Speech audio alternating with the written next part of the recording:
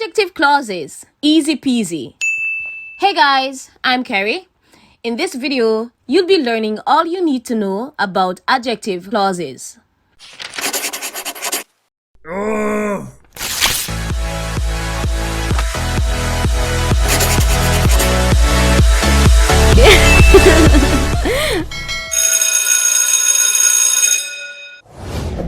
An adjective clause is a subordinate clause that modifies a noun or a pronoun. An adjective clause tells what kind or which one and generally follows the word or words it modifies. For example, I am now reading this book, which is a historical novel about the Irish revolt of 1798.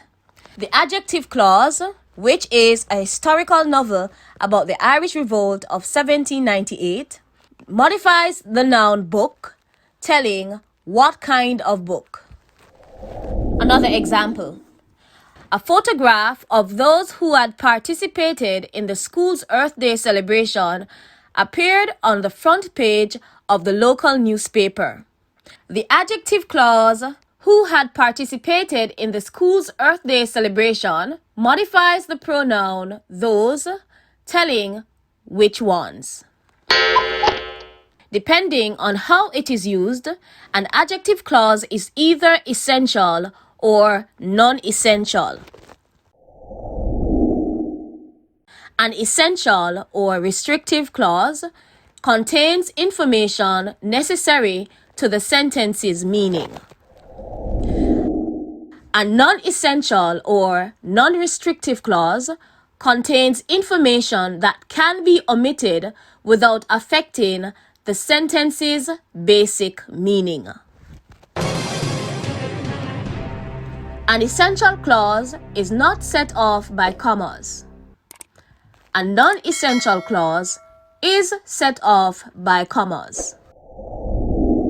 For example, here is a sentence with an essential clause. The violoncello is the only instrument that I can play well.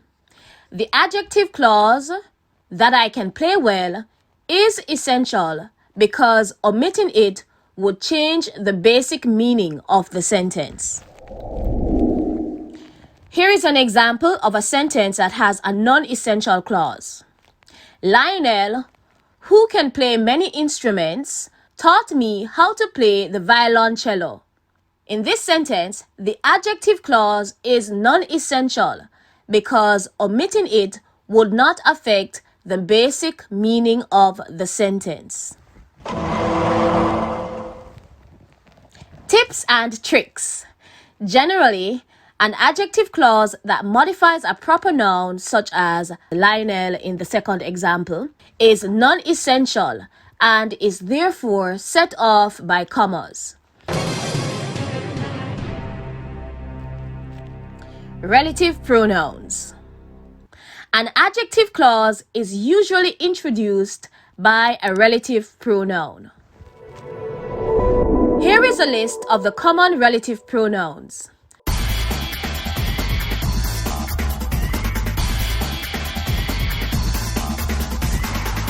Who, whom, whose, which, that. These pronouns are called relative pronouns because they are used to relate an adjective clause to the word or word group the clause modifies. That word or word group is called the antecedent of the relative pronoun. Each relative pronoun also serves a grammatical function within the adjective clause. For example, Anthony Wallace is an educator who is most often remembered as a musician. In this sentence, who relates the adjective clause to the noun educator. Who also serves as the subject of the verb is remembered in the adjective clause. Another example, the topic about which he is writing is controversial, which relates the adjective clause to the noun topic, which also serves as the object of the preposition about in the adjective clause. Another example. She is the person whom I trust most. Whom relates the adjective clause to the noun person. Whom also serves as the direct object of the verb trust in the adjective clause. Another example.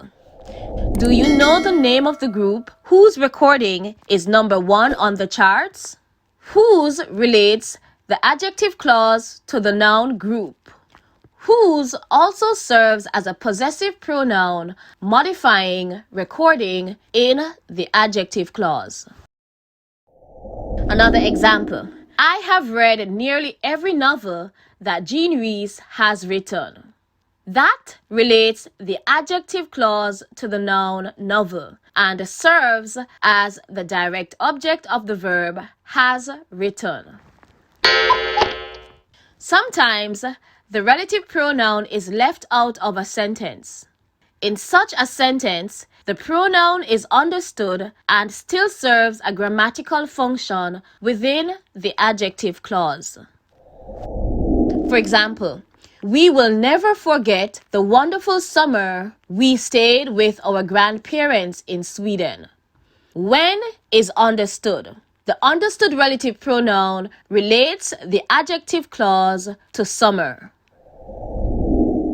The documentary I watched yesterday was about Harriet Tubman.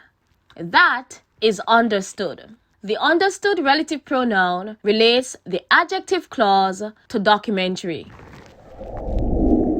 Another example. Sia Jenkins is the art student we met. That or whom is understood.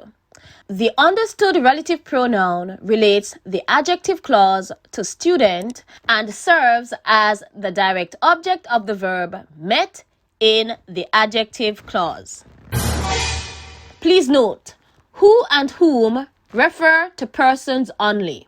Which refers to things only. That refers to persons or things.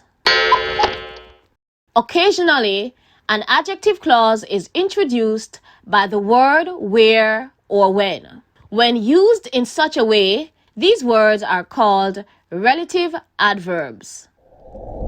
For example, here is the spot where we will have lunch. Where relates the adjective clause to the noun spot. Pet birds should be kept in wide cages where they have room to fly. The adjective clause, where they have room to fly, modifies the noun cages. Another example. This is the season when it rains almost every day.